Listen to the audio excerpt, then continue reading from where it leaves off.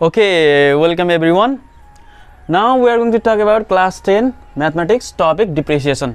मलाई धेरै साथीहरुले धेरै भाइ बहिनीहरुले चाहिँ डिप्रिसिएसन को बारेमा थोरै डिस्क्रिप्सन अबाउट फर्मुला अनि न्यूमेरिकल्स प्रब्लम सल्भ गरिदिनु न भन्नु भएको थियो. Okay, I have written here formula. You can see on whiteboard. Formula तल लेखेको छु, माथिपट्टि डिप्रिसिएसन को डेफिनेसन्स कहिलेकाहीँ तपाईहरुको चाहिँ व्हाट इज डिप्रिसिएसन भनेर 1 मार्क्स मा सोध्ने पनि गर्छ. अब हेर्नुस् त डिप्रिसिएसन भनेको के हो? डिप्रिसिएसन भनेको के हो भन्दाखेरि हामीले कुनै पनि आइटमलाई अथवा कुनै पनि हाम्रो एसेस्ट प्रोपर्टीहरुलाई चाहिँ युज गर्दै गयौं भने केही युज गरिसकेपछि त्यसको टियर हुन सक्छ, त खिया लाग्न सक्छ, फलामको चीजहरु छ भने अरु टियर हुन सक्छ, के ड्यामेजेसहरु हुन सक्छ. जति हामीले सुरुमा किनेको आइटम छ, मेटेरियल छ, त्यो केही वर्षपछि केही दिनपछि त्यसको त घट्दै घट्दै जान्छ नि त भ्यालुएसन. त्यही नै डिप्रिसिएसन हो भनेर भन्ने गर्छ. अब हेर्नुस् त, the reduction of value of an items are assessed, हैन, भ्यालु चाहिँ कुनै पनि त्यो आइटम्सको भ्यालु चाहिँ रिड्युस हुने, घट्ने, अनि due to its constant use, continuously constantly हामीले निरन्तर रूपमा युज गर्यौं भने त्यसको भ्यालु घट्छ, त्यसलाई नै डिप्रिसिएसन भनिन्छ भनेर हामीले डेफिनेसन लेख्न सकिन्छ. Or you can write in your own words, है, आफ्नै वर्डमा पनि लेख्न सक्नुहुन्छ. Okay, mathematicals formula, this I have written here 3 formula which is very much important while doing numericals problems related to depreciation. अब हेर्नुस् त, अब if you are going to calculate the price after 2 years, कुनै पनि सामानको चाहिँ price after 2 years निकाल्नु पर्यो भने you have to use this formula. P principle भइहाल्यो. प्रिन्सिपल भनेको पी भनेको इनिशियल प्राइस, सुरुमा किनेको प्राइस कति हो भन्दाखेरि त्यो पी भन्ने हुन्छ, हैन, प्रिन्सिपल इनिशियल प्राइस. प्रिन्सिपल भन्दा पनि इनिशियल प्राइस भन्ने गर्नुस्. रेट भनेको रेट अफ डिप्रिसिएसन, कतिको पर्सेन्टले घट्यो त नि त्यो भन्ने हुन्छ. टी इयर्स भनेको कति समयसम्म उसले युज गर्यो त नि भन्ने टी इयर्स हो. That's a P bracket 1 - r/100 को power T. This is the formula, हैन. प्राइस आफ्टर टी इयर्स निकाल्नु पर्यो भने तपाईहरुको यो फर्मुला भयो. अब अर्को हेर्नुस्, डिप्रिसिएसन अमाउन्ट निकाल्नु पर्यो. तपाईलाई डिप्रिसिएसन अमाउन्ट हो जस्तै तपाईहरुले चाहिँ सिम्पल इन्ट्रेस्टमा तपाईको चाहिँ इन्ट्रेस्ट निकाल्नु पर्यो भने तपाईहरुले इन्ट्रेस्ट अथवा अमाउन्ट निकाल्नु पर्यो भने प्रिन्सिपल प्लस इन्ट्रेस्ट गर्नुहुन्छ नि. त्यस्तै गरेर डिप्रिसिएसन अमाउन्ट निकाल्नु पर्यो भने initial price minus price after T years भनेको तपाईले प्राइस आफ्टर टी इयर्स बाट इनिशियल प्राइस घटाइदिनु भयो भने डिप्रिसिएसन अमाउन्ट आउँछ. अथवा यो फर्मुला युज गरे पनि हुन्छ.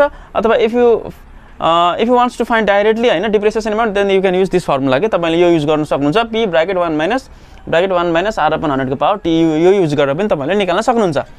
अब आयो अर्को कन्डिसन. कहिलेकाहीँ तपाईहरु चाहिँ रेट अफ डिप्रिसिएसन प्रत्येक इयरली चाहिँ घटिरहेको छ. यदि फर्स्ट इयरमा तपाईको 10% ले घट्यो गयो, सेकेन्ड इयरमा 15%, थर्ड इयरमा तपाईको चाहिँ 20% को गयो भनेको रेट अफ डिप्रिसिएसन चेन्ज हुँदै गयो भने if r1 r2 r3 dot be the rate of depreciation in the first and second and third year respectively, then depreciated amount निकाल्ने फर्मुला के हो भन्दा p bracket 1 - r1/100 r2 - 100 1 - r, यो formula use गर्न सक्नुहुन्छ तपाईहरुले. अब चाहिँ r4 सम्म गयो भने r4 सम्म लेख्नु होला, है. Okay, this is the basic formula, हैन, this is the definitions. Okay, without delay let's solve some numericals problem. गरे माथिको तैले पनि. Okay, now look here, this questions 2 marks question, है. It carry only 2 marks for examination. एक्जामको लागि चाहिँ यो 2 मार्क्समा मात्रै सोध्ने गर्छ. अब हेर्नुस् त, यो क्वेशन कसरी गर्ने हेर्नु है. If the value of a laptop which was bought for R 61,200 भनेको छ. एउटा ल्यापटप छ, त्यो ल्यापटपलाई कतिमा किनेको भनेको छ 61,200 मा किनेको छ भनेर भनेको छ. डिप्रिसिएटेड एट 10% एनुअली, प्रत्येक वर्षमा चाहिँ त्यो इयरली एक वर्षमा चाहिँ 10% दरले चाहिँ के भयो, डिप्रिसिएटेड हुँदै गयो, घट्दै गयो, हैन. Find it's value after 2 years भनेपछि 2 वर्षपछि त्यो ल्यापटपको भ्यालु कति पर्ला, उसको प्राइस कति पर्ला भनेको छ. Means you have to calculate here price after 2 years. Solution, सुरुको प्राइस कतिमा किनेको छ, initial price of laptop is 61,200, हैन. सुरुमा किनेको p = r 61200. कति पर्सेन्ट भनेको छ रेट, r = 10%. टाइम कति भनेको छ आफ्टर 2 इयर्स, t = 2 इयर्स भइहाल्यो, हैन. एनुअली भनेको छ. अब हेर्नुस् त, यसमा तपाईले प्राइस आफ्टर 2 इयर्स निकाल्नु पर्ने छ भनेपछि we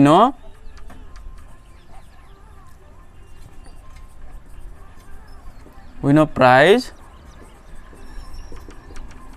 after T years. Price after T years PT निकाल्ने फर्मुला के होला भन्नुस् त.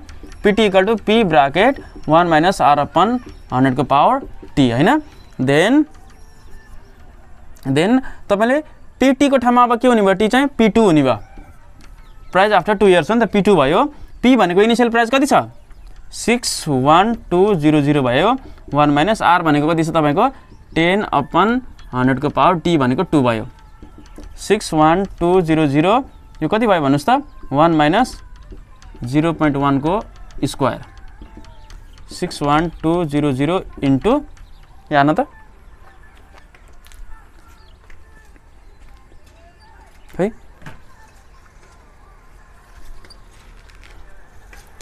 1 minus 0.1 0.9 into 0.9 into 61200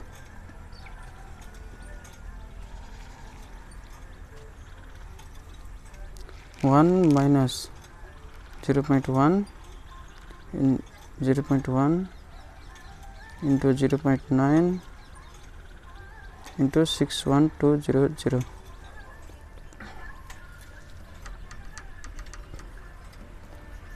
3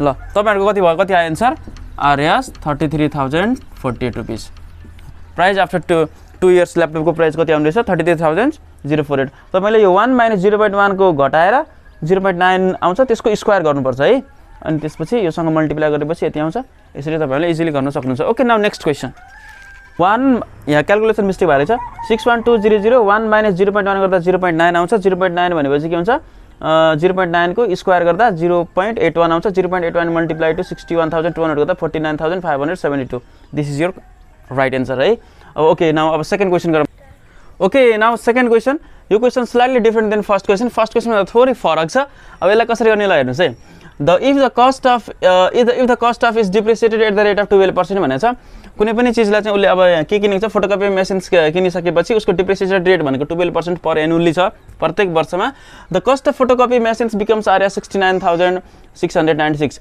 ल 12% को दरले तपाईको चाहिँ डिप्रिसिएटेड रेट अफ डिप्रिसिएसन हुँदै गर्दाखेरि त्यो मेसिनको प्राइस भनेको कति 69696 भएर छ आफ्टर 2 इयर्स 2 वर्षपछि त्यसको प्राइस यति भएको रहेछ भनेपछि प्राइस आफ्टर टी इयर्स दिएको छ यहाँ प्राइस आफ्टर टी इयर्स दिएको छ अनि तपाईले find the original price of the machine भनेको छ सुरुमा किनेको कतिमा हो भनेर भनेको छ अब हेर्नुस् यसलाई कसरी गर्ने सल्युसन पीटी दिएको छ price after T years RS 69696 दिएको छ हैन अनि आर कति दिएको छ 12% तपाईहरुको दिएकै छ टाइम कति दिएको छ 2 years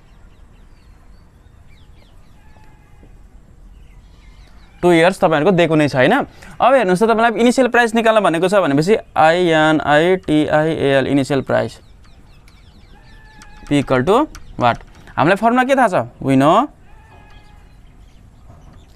PT equal to P bracket 1 minus R upon 100 को पावर T थाहा छ अब हेर्नुस् त PT कति दिएको छ 69696 यो हाम्रो PT दिएको छ हामीलाई निकाल्न भनेको छ P 1 माइनस R को दिएको छ 12 अपन 100 T को दिएको छ 2 दिएको छ अब हेर्नुस् 69696 equal to P bracket 1 minus यो कति भयो 0.12 को स्क्वायर भयो हैन अब P ब्रैकेट 69696 डिवाइड बाइ अब 1 माइनस क्याल्कुलेटर 1 माइनस 0.12 को स्क्वायर भयो यति भयो हैन यति भइसकेपछि अब हेर्नुस् त P equal to 69696 divide by 1 minus 0.12 भनेको 0.88 को स्क्वायर P ब्रैकेट अब डिवाइड गर्नुस् यसलाई यो डिवाइड भयो 0.88 को स्क्वायर भनेको 0.7744 भयो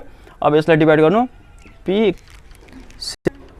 90000 और P इक्वल टु RS भनेपछि इनिशियल प्राइस कति रहेछ त्यो फोटोकपी मेसिनको 90000 रहेछ भन्ने कुरा तपाईहरुले यसरी क्याल्कुलेट गर्न सक्नुहुन्छ ओके मैले तपाईहरुलाई दुईटा मोडलको क्वेशन सिकाएँ एउटा फर्स्ट मोडल थियो एउटा यो सेकेन्ड मोडल थोरै फरक थियो ओके यसलाई नै तपाईहरुले रेफरेन्स मानेर you can try to solve other problems हैन अरु प्रब्लमहरु सल्भ गर्नु होला okay thank you so much for watching this video thank you